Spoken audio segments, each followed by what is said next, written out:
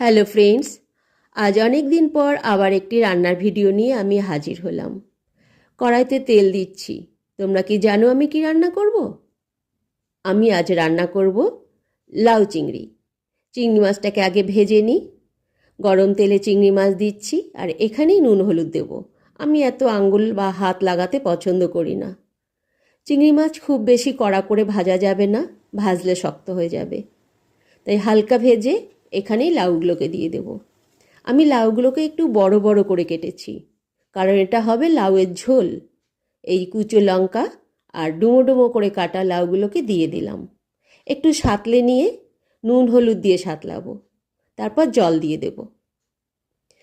আর কুচি কুচি করে লাউ কেটে যে চিংড়ি মাছ দিয়ে হয় ওটাকে বলে লাউয়ের ঘন্ট।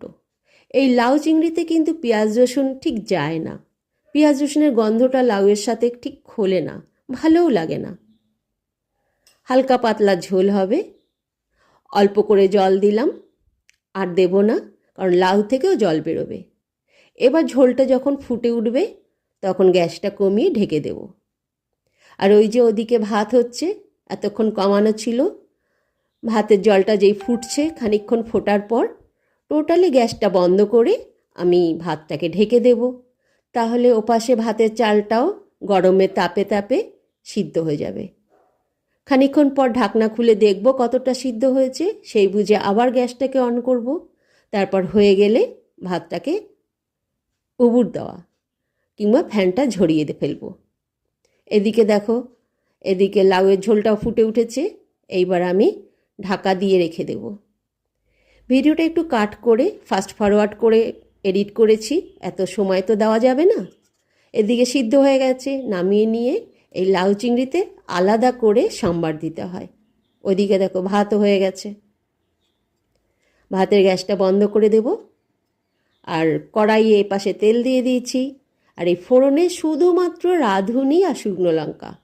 এই রাঁধুনির গন্ধ আর চিংড়ি মাছের গন্ধ খানিকটা একরকম, এখানে আর কিচ্ছু না। এবার এটা ঢেলে দিলাম, জাস্ট একটু ফুটে ওঠার অপেক্ষা। এটা যেহেতু পেঁয়াজ রসুন ছাড়া, তাই একটু মিষ্টি দিলে লাউয়ের টেস্টটা আরও একটু ভালো হয়। ভাত হয়ে গেছে, এবার ফেলার ব্যবস্থা করব। এটাও হয়ে গেছে, গ্যাস বন্ধ করে দিলাম। দেখলি কত সহজ রান্না। এবার ফ্যানটাকে ফেলে দেব, আমার রান্না কমপ্লিট। এরকম গরিবের হালকা পাতলা রান্না আর কে কে খাও বন্ধু, জানিও কমেন্ট করে।